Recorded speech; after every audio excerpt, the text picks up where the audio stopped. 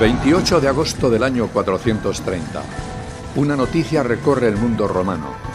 Los vándalos de Genserico han cruzado el Mediterráneo e invadido el África, último bastión del imperio. Hipona está sitiada.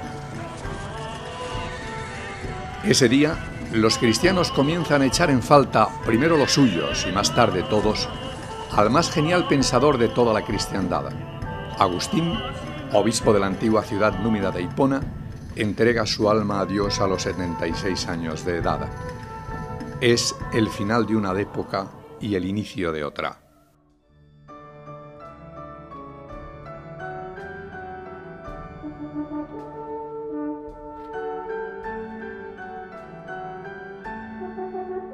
Esta es la historia de un hombre carismático y líder cuya andadura comenzó en tierra africana, en estos montes y ricos valles agrícolas, la región más meridional del imperio que mira al desierto.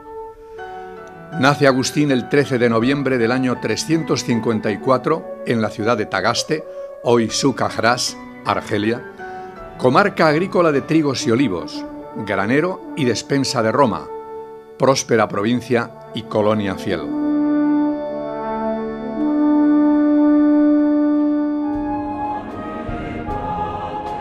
De su esplendor pasado dan testimonio estos vestigios arqueológicos con nombres imperiales: Bulla Regia, Madaura, Cartago, Duga. Testigo fiel de cuanto aconteció en su vida y en su mundo, Aurelio Agustín, ciudadano romano de nacimiento y obispo católico durante 35 años, recorrerá y trazará en sus escritos un arco histórico grandioso, el que une su origen númida, el final del Imperio Romano y el triunfo del cristianismo. Estos parajes, en apariencia idílicos de la Numidia romana, están lejos del norte asaltado ya por los bárbaros. Era este en aquel violento siglo IV un imperio agrietado, dividido, quebrado como estas ruinas, cuyas piedras sirvieron para construir otras ciudades.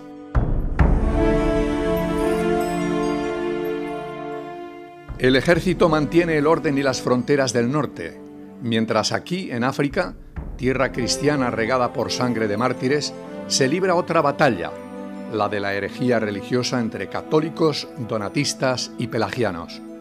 La violencia extrema quiebra a veces la paz imperial en esta provincia, cuyas gentes siguen apegadas a sus tradicionales creencias púnicas. He aquí las ruinas del Tofet, el santuario del dios Baal Hamón, tierra sagrada donde los cartagineses habían ofrecido sacrificios humanos, que seguía siendo lugar de culto pagano.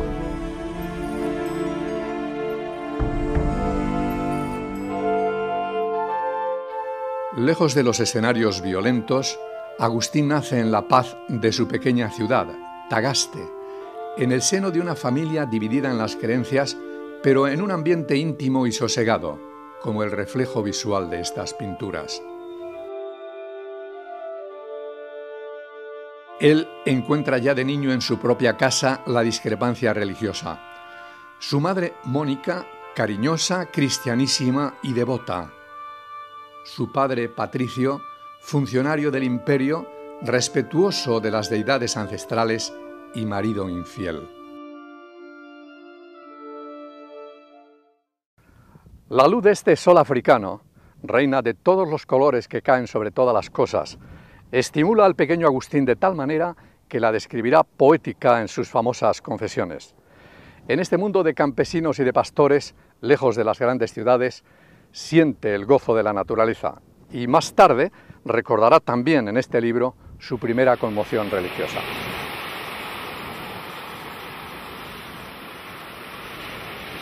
Siendo todavía niño, oí hablar de la vida eterna que nos está prometida por la humildad del Señor.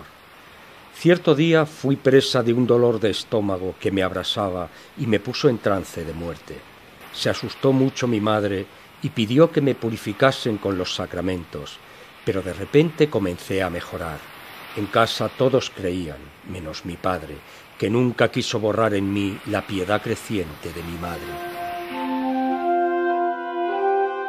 Comienza el joven Agustín apenas con 7 años su instrucción en las letras latinas, acudiendo a la escuela, primero en su Tagaste natal y luego en la vecina ciudad de Madaura, donde descubre a los grandes autores latinos. Así muestra la escena, con elegancia renacentista, este fresco múltiple que compone la biografia completa del personaje. Una educazione, cioè, basata soprattutto sull'insegnamento della grammatica e della retorica, un insegnamento, quindi una cultura eminentemente letteraria. Le scienze, le arti liberali venivano poco studiate, anche se l'ideale antico era quello dell'uomo dottissimo e eloquentissimo, in realtà poi tutto si risolveva nell'eloquenza, nell'oratoria.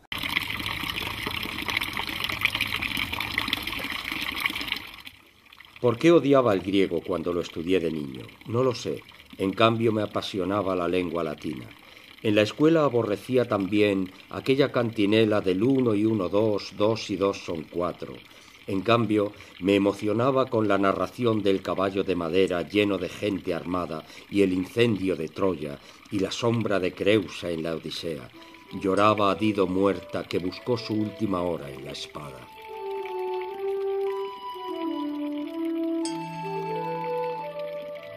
Con ese bagaje inicial y la ayuda de un rico pariente romaniano, Agustín viaja a Cartago al cumplir 16 años. En alguna de estas casas del antiguo barrio púnico se instaló quizás el joven estudiante. Esta capital del África romana era por entonces la más importante ciudad de Occidente, después de Roma.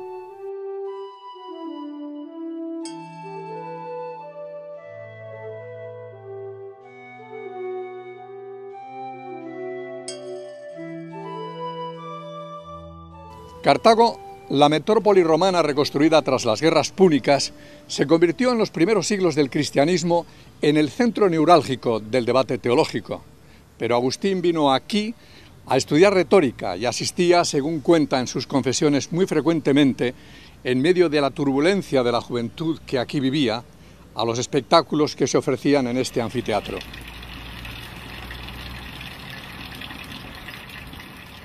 Llegué a Cartago y en torno mío crepitaba por doquier un hervidero de amores viciados. Todavía no amaba, pero amaba el amar. Amar y ser amado era la cosa más dulce para mí, sobre todo si llegaba a gozar del cuerpo del amante. Me cautivaban los espectáculos teatrales, llenos de las imágenes de mis propias miserias y el fuego de mi pasión. El espectador sufre, pero ese dolor es un deleite para él.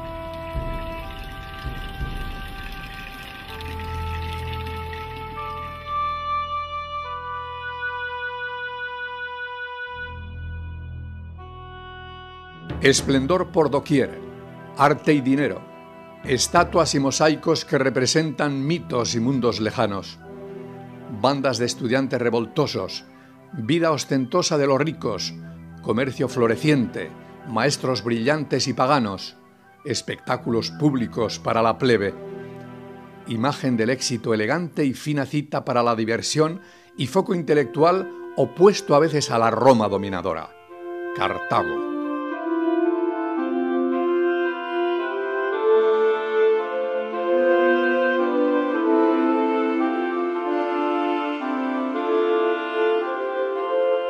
se come raccolta della gente più svariata dell'impero romano la potremmo paragonare oggi a Londra, che raccoglie tanti popoli, e offriva la possibilità dell'insegnamento della retorica e quindi di poter far carriera sia dal punto di vista letterario sia dal punto di vista dell'avvocatura.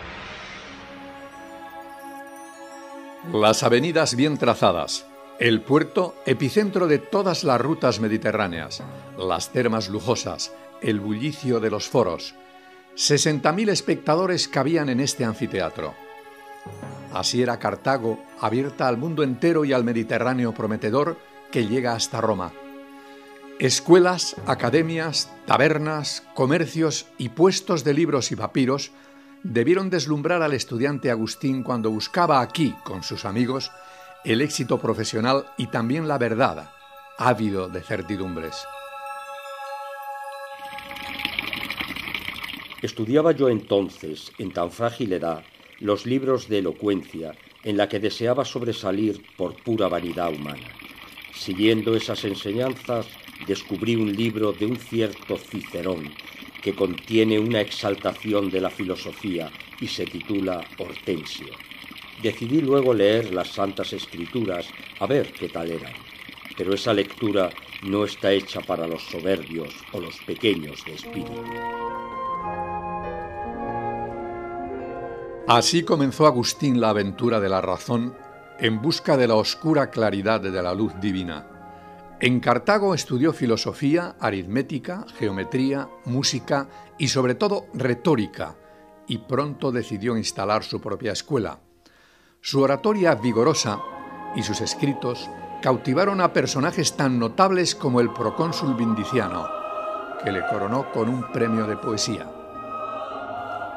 En aquellos años enseñaba yo en Cartago el arte de la retórica, y vencido de la codicia, vendía una palabrería victoriosa. Enseñaba sin engaño el arte de engañar, no para que usaran de él mis discípulos contra la vida de los inocentes, sino para defender a veces al culpable. Por esos años tuve una amante. No estaba casado legalmente, sino que buscaba en esa mujer, a la que guardé fidelidad, el confuso amor de mi pasión.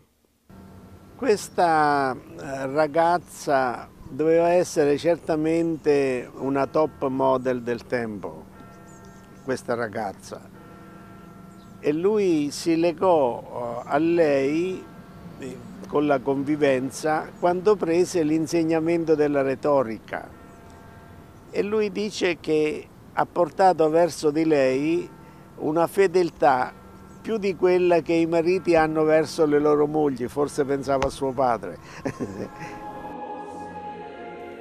Obsesionado en su búsqueda de certidumbres, Agustín se entrega al estudio de la astrología. El maniqueísmo, una secta en auge que presentaba al mundo como escenario de la lucha entre el bien y el mal, le sedujo y le llevó a debatir con uno de sus más famosos propagandistas, Fausto de Milevi.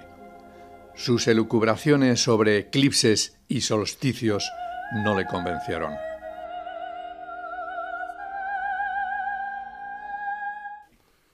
Había llegado a Cartago uno de los obispos maniqueos, llamado Fausto, aliado del demonio, en cuyo lazo caían muchos debido a su gran elocuencia. También yo la ensalzaba, pero sabía distinguirla de la verdad de las cosas que yo ansiaba saber. Yo había leído muchas cosas de los filósofos que con curiosa pericia habían contado las estrellas del cielo y las arenas del mar, que luego comparé con las largas fábulas del maniqueísmo.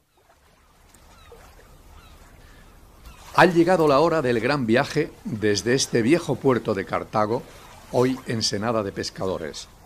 En la primavera del año 383, hastiado de la enseñanza y por invitación de sus amigos de Roma, decide abandonar en secreto a su amante siempre anónima, a su hijo Adeodato, de 11 años de edad, y a su madre Mónica. Es un cambio radical en su vida.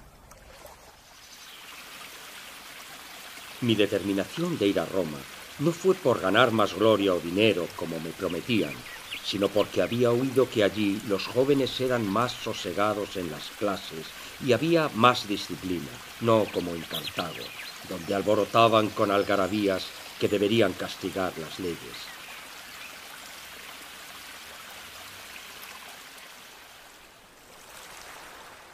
Hay una razón profesional, académica, buscando dónde poder sentar cátedra con unos alumnos más receptivos, menos indisciplinados que los que había tenido en Cartago. Pero esta es una razón que está en la superficie. En el alma de Agustín se está produciendo una transformación que le lleva a alejarse de personas tan queridas como su madre, como su hija Deodato, como la madre de su hijo. He aquí los espigones hundidos del puerto romano militar y comercial de Cartago. La partida de Agustín desde aquí es inmediata y sin aviso. Dejó a su madre engañada, rezando ella en esta basílica de San Cipriano, a poca distancia del puerto. Sus muros destruidos y cubiertos de hierba conservan la memoria de aquel llanto amargo de Mónica. Engañé a mi madre y me escapé. Sopló el viento, se echaron las velas y desapareció de mi vista la playa. Por esta bocana del puerto cartaginés salió de noche Agustín hacia Roma. Allí le esperaban sus amigos y quizás el éxito profesional. Pero todo viaje lleva en sí mismo la búsqueda de algo nuevo y también el riesgo. La travesía del Mediterráneo, en aquellas endebles embarcaciones, era una navegación tan peligrosa que la imaginería de las leyendas de monstruos ha dejado constancia así de aquel terror que el Mare Nostrum provocaba en los marineros. Llega Agustín a Roma huyendo. Su vida aquí durante un año fue una total decepción. La capital del imperio era por entonces el centro de una bulliciosa intelectualidad que se daba cita en las academias, en los foros y en las plazas. No tuvo aquí Agustín la suerte que venía buscando. Cayó enfermo, y si los discípulos de Cartago no pagaban, los de Roma cambiaban de maestro y se marchaban antes de final de mes. Estos foros romanos, vestigio de un esplendor desaparecido cuando llegó aquí Agustín, eran sólo capital honorífica del Imperio de Occidente, pues la corte y el emperador se habían instalado ya en Milán por razones estratégicas. Su experiencia romana duró apenas un año y resultó decepcionante. Lejos de los suyos, los discípulos tramposos, una enfermedad inesperada, las discusiones sin fin con sus amigos maniqueos. El arreglo de tanto desaliento se lo ofreció el prefecto de la ciudad de Roma, Símaco, un hombre culto y pagano, quien le abrió el camino de Milán al elegirle profesor de retórica en la corte imperial. Hasta allí viajó Agustín para ejercer también de orador oficial, una especie de ministro de propaganda encargado de pronunciar los discursos y las loas del emperador. Pronto tiene ocasión de demostrar su elocuencia.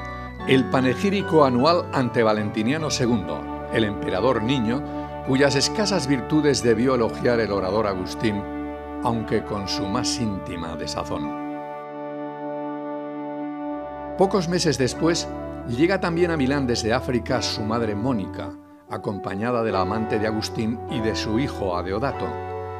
Mónica, empeñada en su conversión al catolicismo, le pide despedir a su concubina y contraer matrimonio legal con una rica heredera católica.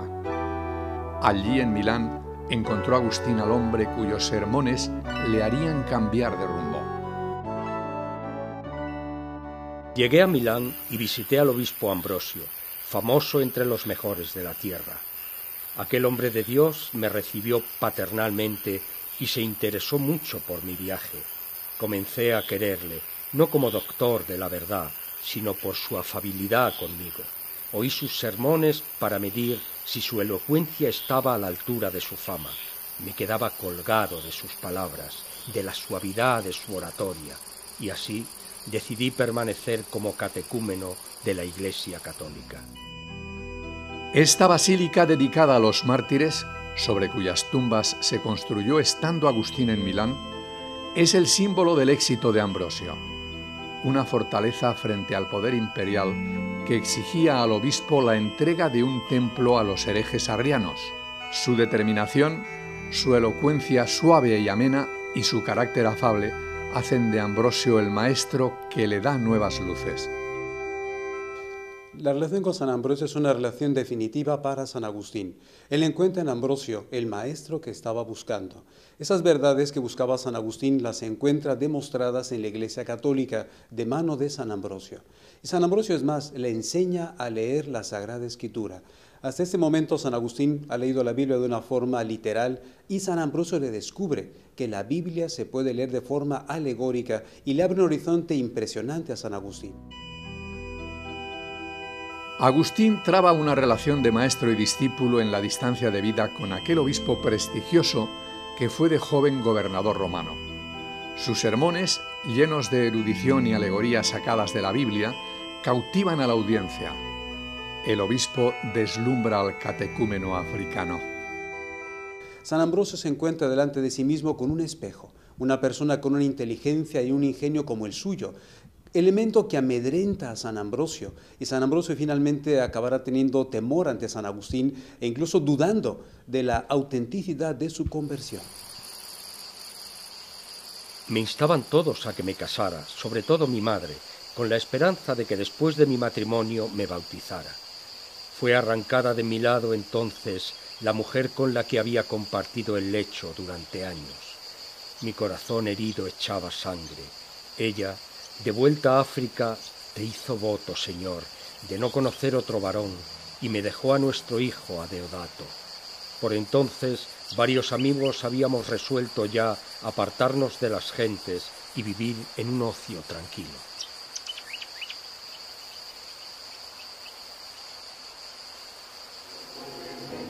En ese ambiente de la corte de Milán se acerca el momento decisivo. Los sermones del obispo Ambrosio, la lectura de ciertos libros filosóficos y las discusiones con los amigos han producido el necesario acopio de ideas y sentimientos. Solo falta para atravesar la frontera hacia la luz, la conversión, un elemento simbólico. Sus biógrafos denominan el hecho la escena del jardín. Una voz infantil, el toma y lee, musitado por alguien invisible.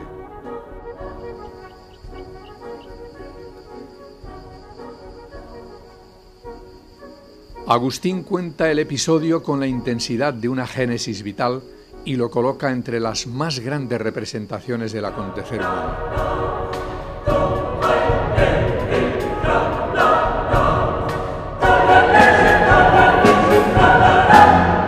Me apresuré a ir al lugar donde estaba sentado Alipio, a donde él había dejado el códice del apóstol.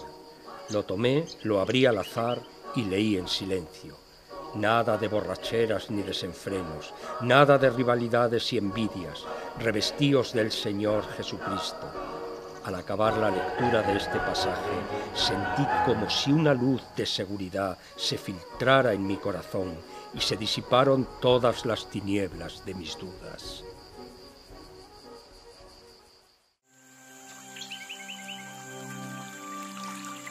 En septiembre del año 386, Agustín se retira con un grupo de amigos a una villa de campo cercana a Milán, Casiciaco, levantada sobre esta verde colina. La vegetación evoca el encanto y el sosiego de aquel tiempo, un paraje ideal para la meditación. Las fuentes, la arboleda, el aire mismo, invitan a la reflexión y al diálogo sosegado. En un ambiente de convivencia campestre, entre amigos, Agustín vivió aquí más de medio año.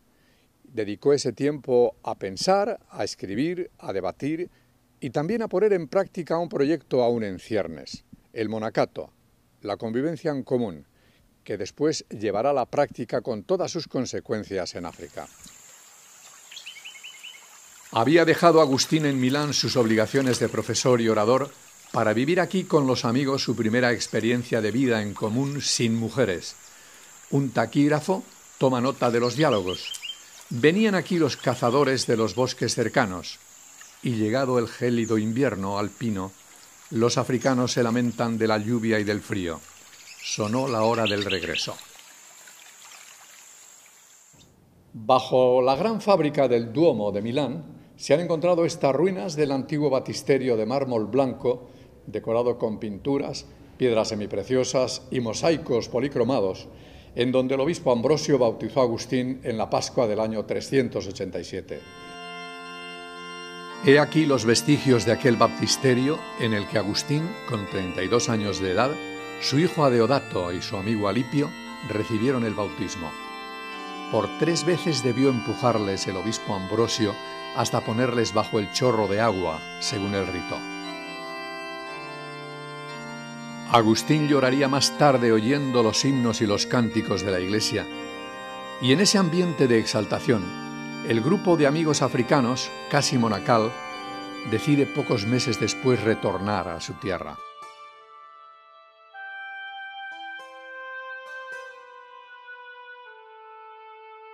Los viajeros hacen un alto obligado en esta ciudad de Ostia antica y después en Roma. La flota del usurpador Máximo bloqueaba la navegación hacia África. Había muerto la prosperidad de esta vieja ciudad, puerto imperial, emporio de los negocios de importación de trigo y aceite, almacén de granos y de salazones. Eran ya tiempos de decadencia en Ostia Tiberina, donde Agustín convivió unos meses con la comunidad cristiana, junto a su madre Mónica. En su residencia de viajeros, quizás en la casa alquilada a algún cristiano cercana a esta iglesia, donde asistirían a las celebraciones litúrgicas, debió tener lugar, mientras conversaba con Mónica, otra de las experiencias íntimas que marcaron la vida de Agustín. Estando cercano el día de su muerte, estábamos los dos solos, mirando por la ventana al jardín de la casa, en Ostia Tiberina, descansando del viaje desde Milán y cogiendo fuerzas para la navegación hasta Cartago. Recorrimos en nuestra conversación todos los seres corpóreos hasta el cielo y subimos más y más arriba. Y ella dijo así: «Solo deseaba verte cristiano, hijo. ¿Qué hago ya aquí? Enterradme en esta tierra». Agustín presenta el éxtasis de Ostia como un gran acontecimiento en su vida, y me parece que podemos contemplar 2 paisajes. Un paisaje externo, físico, que él dibuja con trazos muy bellos, un atardecer, el sol que se refleja en el mar, pero después hay también un paisaje interior, y es ese diálogo de una gran hermosura, de una gran intimidad entre la madre y el hijo, que parece que tuvieran una pequeña experiencia mística. Fue grande el desconsuelo del hijo al percatarse de que estaba cerca la muerte de la madre. Muere Mónica, tras una corta enfermedad, bendiciendo a sus 2 hijos, Agustín y Navigio, a su nieto Adeodato y a los amigos, todos preparados ya para zarpar desde Ostia hacia Cartago, tras una corta estancia en Roma. Agustín resiste el llanto y cierra con dolor los ojos de la madre amantísima.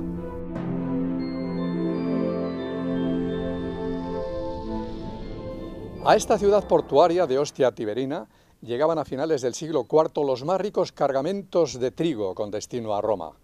Aquí, Agustín y Mónica elevaron su mirada de esperanza a este cielo azul del Mediterráneo, pensando en su próxima travesía a la Numidia natal, en donde Agustín habría de hacerse monje, en Tagaste. Regresa a África con sus amigos, decididos a iniciar una nueva vida. Nunca dejó de pertenecer Agustín a su tierra y a su gente. La fogosidad y el misterio arrastran al hombre que toma la decisión de volver a su ciudad natal. Las señas de su identidad, como este mausoleo púnico en Duga, cenotafio al dios rey Masinisa, delante del cual pasó él alguna vez, se unen a las del profesor de retórica, cultivado y regresado a la fe católica, que llega de Italia. Molti biografi moderni hanno cercato di indicare alcune caratteristiche proprie degli indigeni africani in Agostino, soprattutto il carattere appassionato, l'insistenza che nel suo pensiero, l'importanza nel suo pensiero dell'amore. El regreso a su querida tierra de Numidia, en el otoño del año 388, estaba cargado de esperanza. Agustín forma una pequeña comunidad contemplativa en Tagaste que durará 2 años. Dedica su tiempo a escribir, dialoga con sus amigos de filosofía y religión y debate acerca de Platón y de Cristo, dice en una carta a su amigo íntimo Nebridio, quien morirá pronto. Pero es otra muerte prematura, la de su hijo Adeodato, con 17 años de edad, joven despierto e inteligente, la che le remuove sus entrañas y su fe. Agostino rimase talmente scosso della morte di questo figlio che lì per lì non racconta niente, non fece una parola, un dolore muto. Poi raccolse le domande del figlio in un libro che noi abbiamo oggi, si chiama Il Maestro, che è un libro di alta semiotica e è un libro che sta a fondamento della pedagogia moderna. En aquel retiro inicial de Tagaste, en la tranquilidad a veces tediosa de su pequeño pueblo, Agustín se entregó a la contemplación y al estudio. Su espíritu fue marcado por cambios profundos, a veces misteriosos, que le llevaron a descubrir nuevos horizontes para sus ideas. Una visita casual a esta ciudad costera de Hipona, la más importante de África después de Cartago, con unos 40.000 habitantes, determinó su rumbo vital. Temiendo ser elegido por su fama, Agustín evitaba visitar ciudades sin obispo. El de Hipona era viejo, y el pueblo aclamó a Agustín para que fuera ordenado sacerdote. Estas ruinas abandonadas hoy a la intemperie dan noticia de la prosperidad de Hippo Regius, ahora sumergida bajo el agua y la vegetación. Su teatro, la cuadrícula urbana de sus calles que divide los barrios nobles y los plebeyos, marcan también la división entre los distritos cristianos, el católico y el donatista. Llega Agustín en la primavera del año 391 a esta floreciente ciudad de Hipona y funda enseguida aquí un monasterio. Buscaba un lugar donde vivir con mis hermanos, contará más tarde, habiendo abandonado toda esperanza de este mundo.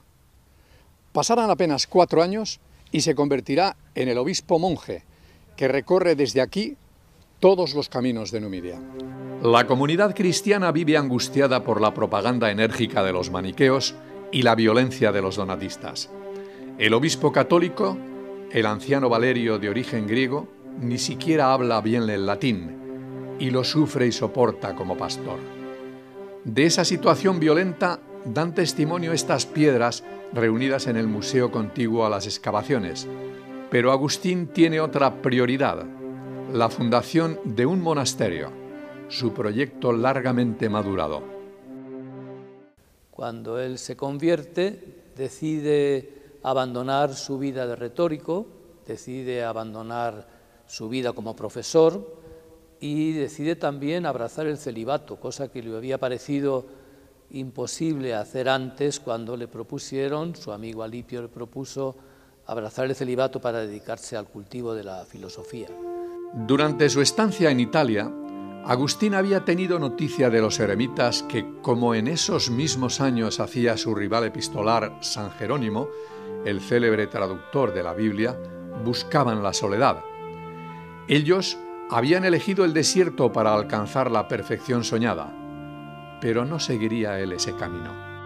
Agustín conocía la vida de San Antonio, que había escrito San Atanasio, y le había impresionado mucho porque el radicalismo en la opción de Antonio de retirarse al desierto, dejando todo, abandonándolo todo, tras la invitación de Cristo de abandonar todo y dárselo a los pobres, le había impresionado.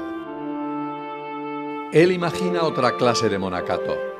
Quizá su espíritu de africano, abierto a la convivencia, no aceptaba la vida del anacoreta rudo y solitario, y así en Hipona pone en marcha la iniciativa. Sus monjes rezarán juntos, también vivirán y trabajarán unidos, y los más preparados serán sacerdotes y obispos. Una vez que él acepta el sacerdocio por esa petición del pueblo, va a iniciar otro estilo de vida comunitaria, que es viviendo él como sacerdote con otros compañeros, y más adelante, cuando sea obispo, vivirá con los clérigos. La comunión fraterna, de que es signo la vida en común, y el servicio a la Iglesia son los rasgos esenciales de esa propuesta de monacato que perdurará sobre los siglos. El ejemplo de Agustín y su regla son los dos ejes de ese ideal, adoptado como norma de vida por decenas de institutos religiosos desde la Edad Media hasta nuestros días. Primum, propter quod in unum estis congregati, ut unanimes habitetis in domo, et sit vobis anima una, et cor unum in Deum. La regla que Agustín escribiera hace 16 siglos está inspirada en la sabiduría de quien conoce bien las grandezas del ser humano, en la experiencia y en la cautela de quien advierte también sus debilidades. En el comedor de su residencia, donde comía, había hecho grabar una frase, para que todos tuviesen, la leyesen, todos los días, se diesen cuenta. Y decía: el que es capaz de difamar las vidas ajenas no es digno de sentarse en esta mesa. Con ayuda de sus monjes, elemento de combate y vanguardia, inicia Agustín su revolución. La reforma de la Iglesia gracias a la formación de su clero, bien preparado, que propiciará la difusión de sus ideas y de su influencia. Agostino viveva in una città, Hipona, che era un porto di mare, dove arrivavano da diverse parti dell'impero, dall'Italia, dalla Spagna oppure anche dall'Oriente, e quindi aveva modo di incontrare molti monaci che si recavano da lui per salutarlo, per visitarlo, e gli portavano lettere o di Girolamo o di altri personaggi ai quali lui rispondeva e dei quali si serviva per lo scambio epistolare. Desde su sede de Hipona, cuyas ruinas evocan hoy su memoria, crece el prestigio de Agustín. Alguno de sus adversarios le recuerda como arma arrojadiza en la controversia doctrinal su origen indígena africano, aunque él se sintió y actuó siempre como ciudadano romano entre estas nobles piedras de su ciudad. Il suo avversario più grande, il vescovo pelagiano Giuliano Declano, per offenderlo, insultarlo, lo chiamava numida e punico, penus. In realtà Agostino l'accetta perché è cosciente, pienamente cosciente di essere di origine africana e della lingua punica sapeva solo poche parole. Agustín se entrega a la gobernación de su diócesis, a la escritura y a la polémica. Aquí en su iglesia podemos situar buena parte de esas discusiones, y cuando el obispo los fustiga, denunciando la brutalidad de los circunceliones, el ala radical del adversario, sugiere a sus fieles que vayan allí apenas a 100 metros, a la iglesia de los donatistas, y les repitan los mismos argumentos que él ha predicado en favor de la auténtica fe cristiana. Los debates públicos, sus escritos, libelos y sermones, dictados con el ingenio de un experto comunicador, provocaron a veces la ira de sus adversarios. Agustín denuncia a los grupos de exaltados fanáticos que perturban el orden. Él teme a esas bandas que atacan a los viajeros e incendian los campos cantando himnos donatistas. Pues los circunceliones eran violentos y ante ellos pues Agustín pide que se haga valer el orden público y por tanto que se reponga el orden en situaciones de conflicto. Pero creo que la imagen predominante de Agustín es de un hombre de un gran sentido pastoral, muy cercano a su pueblo. Él en alguna ocasión lamenta el mucho tiempo que tiene que dedicar a resolver los pequeños problemas domésticos de la gente que acude a él como juez de paz. He aquí la antigua basílica cristiana de Bularreya, una de las ciudades más prósperas del Imperio Romano en Numidia. Hasta aquí, según las crónicas, vino Agustín el año 399 y predicó un famoso sermón a sus habitantes, que visitaban demasiado frecuentemente, según él, los espectáculos del circo y del teatro. El obispo viajero Agustín se alarma cuando presencia en estas comarcas prósperas, en el interior del África romana, los rituales del paganismo que practican algunos cristianos.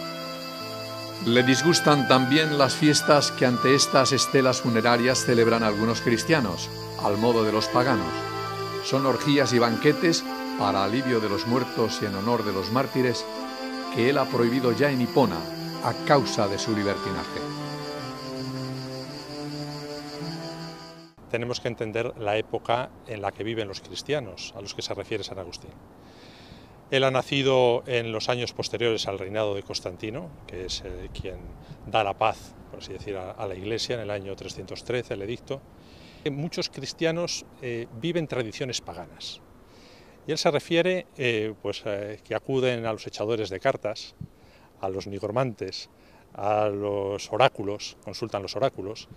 Es decir, es gente que vive tradiciones paganas, él las va a criticar duramente. Esa cercanía del obispo Agustín a su pueblo le lleva a intervenir en asuntos que en aquel oscuro siglo V marcan un progreso moral.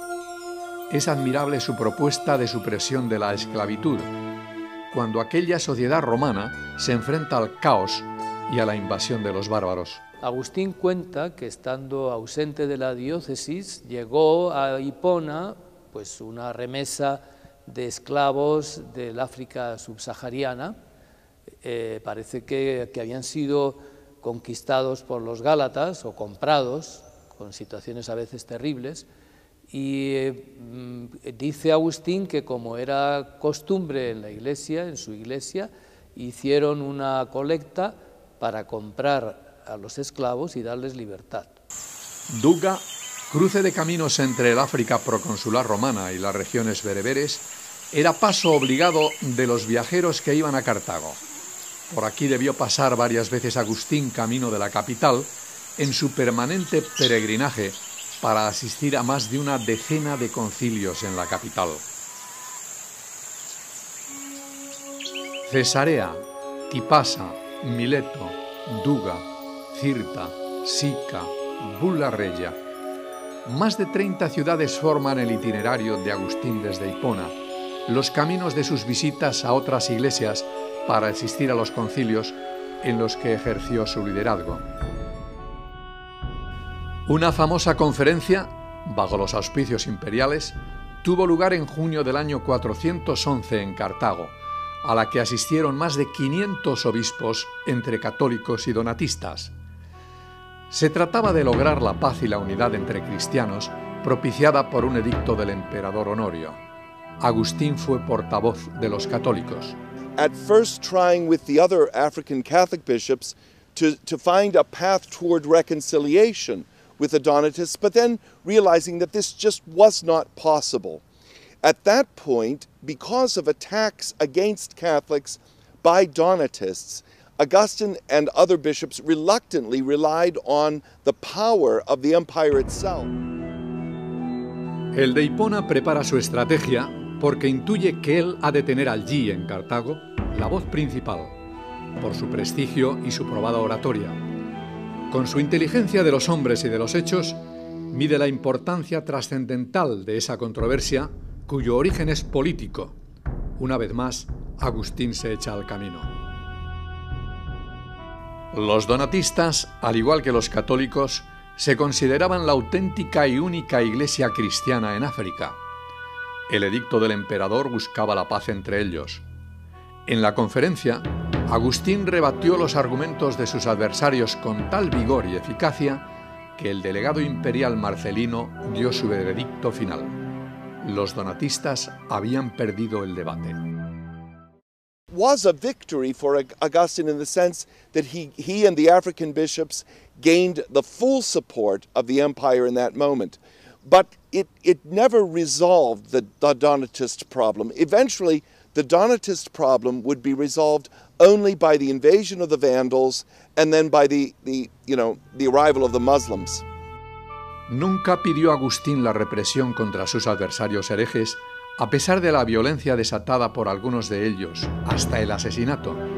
Siempre buscó el terreno del entendimiento que dejara fuera de esas polémicas entre iglesias al poder imperial. The church and what we today call the state are two separate entities with two very different destinies. The church can only make so much use of the state in evangelizing and sanctifying the people of God. And the state must not have dominion over the church. So Augustine is really looking forward, I think, not to a kind of medieval Christendom, which is what very often people have thought, but to our more modern idea of a separation of the realm of the church and the realm of what we call the state. Roma había dejado ya de ser por entonces la capital de un imperio quebrantado para convertirse paulatinamente en el centro de la cristiandad. Las iglesias cristianas gozaban ya de una gran autonomía y su obispo era persona de prestigio. Se hace difícil distinguir en las controversias su juicio personal acerca de la ortodoxia, la que se acuerdan los concilios y la que dicta el Papa. Yo diría que Agustín personalmente tenía poca influencia en la sede de Roma, ante la cual se presentaba simplemente como portavoz del episcopado católico africano. La célebre frase Roma locuta es, causa finita es, Roma se ha pronunciado, el caso queda cerrado, ¿no? Hay que interpretarlo como referido a un asunto concreto, no como una afirmación general con valor dogmático, en absoluto. En esa pugna de ideas, durante aquellos años vibrantes, destaca el duelo singular que libraron por carta y con el mayor respeto el eremita Jerónimo y el obispo Agustín. Este pone en duda la autoridad de las traducciones de la Biblia desde el texto en hebreo que hace Jerónimo. En aquel mundo romano, cuya principal energía es la del cristianismo, la polémica entre los dos colosos se enciende. Creo que el liderazgo de San Agustín fue mayor que el liderazgo de San Jerónimo. Jerónimo se va a ceñir a unas élites en Roma y a un grupo intelectual con una cierta altura aristocrática, mientras que San Agustín se dirige a todo tipo de personas, y lo que es el influjo agustiniano en los siglos posteriores será definitivo. Los monjes a lo largo de toda la Edad Media leerán no tanto a San Jerónimo sino a San Agustín y copiarán sus códices y sus obras porque encuentran en San Agustín aquello que están buscando.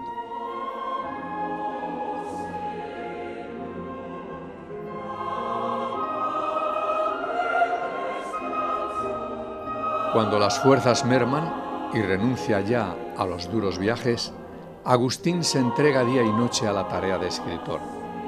Lee y estudia, dicta libros y cartas y prepara sus obras de mayor ingenio que muestran la sabiduría y la voluntad de un pensador clarividente, sensible, dialogante. Augustine's days were very full. We know from him that he slept very little at night. He suffered from insomnia. He would work during the night on texts that he was writing. During the daytime, he would carry out the functions of a bishop.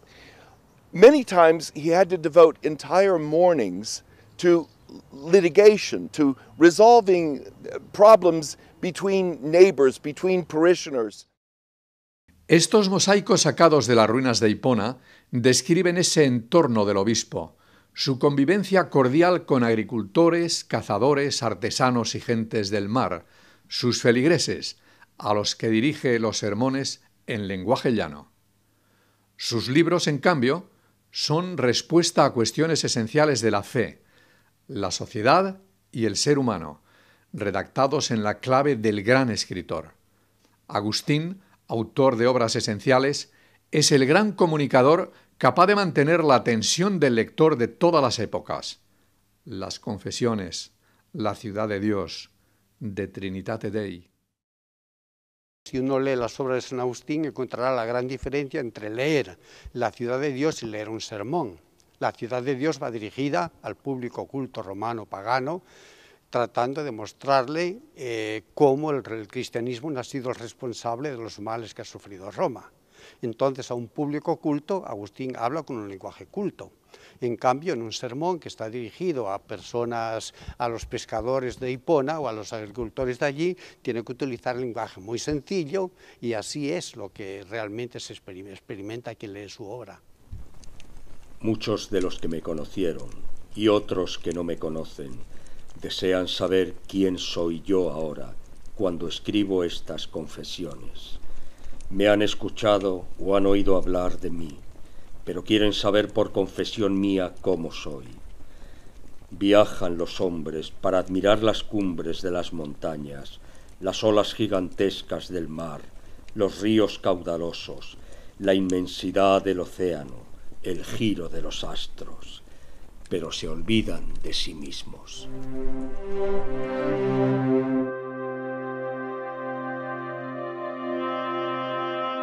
La narración autobiográfica de Agustín es sumamente original. Lírica, mística, psicología, sagrada escritura, todo se conjuga para componer sus confesiones. La confidencia desgarradora de un hombre que marcó su tiempo y forma parte de la cultura universal, sobrepasando el umbral autobiográfico. Yo diría que es más acertado decir que ha sido el inventor de un tipo específico de autobiografía, aquella que es diálogo con Dios. Aquí está su originalidad. Esta obra agustiniana nos muestra también, con páginas densas de intensa inspiración, el ánimo poético de su autor. A Agustín no le importa abrir el alma de par en par, reconocer sus errores y sentirse manchado, pero manchado porque había tocado lo más bajo de la humanidad, de la misma manera que también había descubierto ese deseo, esa hambre de verdad, de belleza, de amor, que es lo más sublime también de la misma humanidad. Su otra obra maestra, La ciudad de Dios, pone a punto el método de análisis de los hechos humanos del que nace la historia.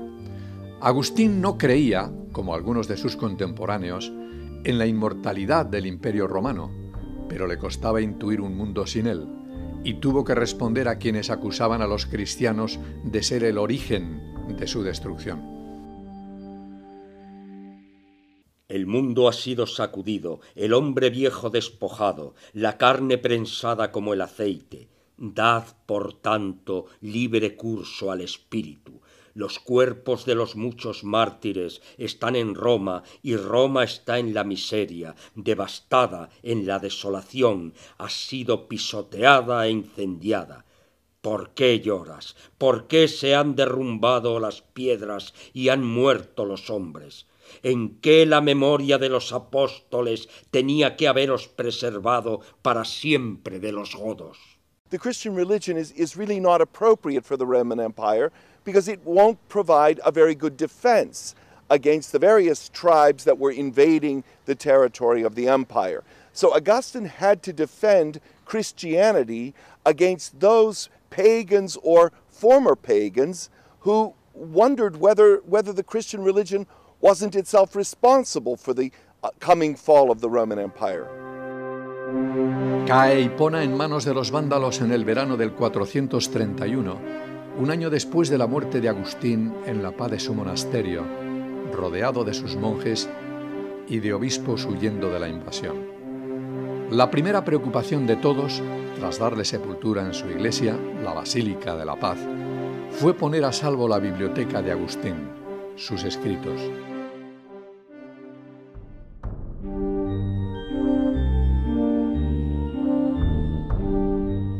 Desde su África natal hasta el norte de Italia, velado hoy en este mausoleo de Pavía, el cuerpo de Agustín hubo de hacer su último viaje. Sus monjes trasladaron la reliquia más valiosa de la Iglesia africana, 35 años después de la muerte del santo, a Cagliari, isla de Cerdeña. El sepulcro del obispo de Hipona corría también allí peligro tras la ocupación de la isla por los sarracenos. Al fin, sus reliquias llegaron tras un accidentado viaje a Pavía el año 722, gracias a la devozione del re longobardo Luitprando.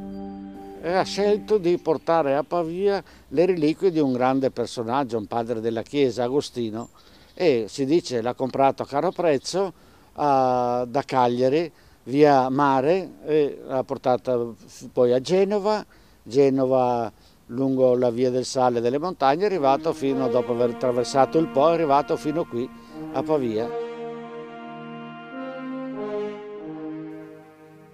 Desde las ruinas de la ciudad romana se divisa en todo su esplendor la moderna basílica de Hipona sobre un montículo de la ciudad argelina de Annaba.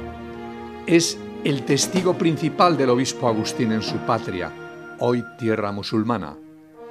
Él es sin duda el más importante pensador nacido en tierra de Numidia, respetado y admirado también por sus compatriotas. Cet espace de Carthage à Annaba, qui a été pendant des siècles un espace fertile de la pensée humaine. Saint Augustin, c'est l'olivier de Tagaste. Tagaste ici, c'est l'Afrique. C'est cette zone fertile de cette terre généreuse qui est l'Afrique. Este mausoleo es hoy meta de peregrinación para los cristianos y lugar de visita respetuosa e interesada de los musulmanes que han nacido en su misma tierra. Ellos vienen hasta aquí a rendirle homenaje o a pedir favores al obispo cristiano que naciera 2 siglos antes que el profeta Mahoma. De ce grand compatriote, de ce grand père et grand-père, nous sommes en un sens la progéniture de Saint Augustin. Je le sens. ¿Qué queda de Agustín 16 siglos después de su muerte? Permanece su memoria en una rica iconografía repetida en todos los estilos de todos los tiempos y en todas sus tareas. Padre espiritual, obispo, monje, escritor, filósofo, orador, polemista. Queda ante todo su obra, sus libros en las bibliotecas del mundo entero, en estos anaqueles repletos con las ediciones antiguas y modernas de sus tratados, sus epistolarios, sus sermones.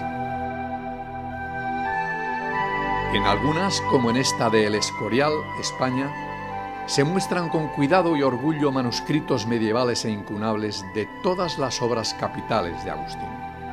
La ciudad de Dios, soliloquios, confesiones.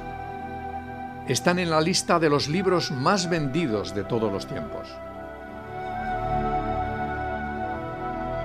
Su nutrido epistolario, cartas cruzadas con amigos, pensadores, paganos, obispos, herejes y gobernadores, forma con sus sermones un legado vital inagotable, cuyo estudio es un reto para los expertos que siguen desvelando nuevos datos sobre la vida y la personalidad de Agustín. Aún esperamos seguir descubriendo nuevos sermones de San Agustín, como ha sucedido en estos últimos casos de los sermones Serfur, que fueron descubiertos hace poco tiempo, pero esperemos que en el futuro se seguirán descubriendo más sermones de San Agustín, porque de los 600 que tenemos hasta los 8000 que predicó, pues hay una diferencia grande. Así fue Agustín de Hipona, escritor genial, polemista y maestro del pensamiento, reformador y padre de la Iglesia y fundador del primer monacato occidental. Dicen los suyos que él nunca perdió su alma de númida. De cette Afrique, toujours vivante, toujours brillante par sa pensée, par son soleil éternel, qui a beaucoup fasciné les poètes et les philosophes. San Agustín es quizá el autor más grande de la antigüedad junto a Platón. El hecho de que su obra se nos haya conservado en su gran parte es ya de por sí un valor inapelable, un juicio inapelable de su valor. Permanece en fin su espíritu en las mujeres y los hombres que lo siguen y practican su regla, centenares de comunidades establecidas en todos los continentes. El alma de Agustín, númida y romano, monje y obispo, sigue viva muchos siglos después de la caída de los imperios cuyo final él anunció.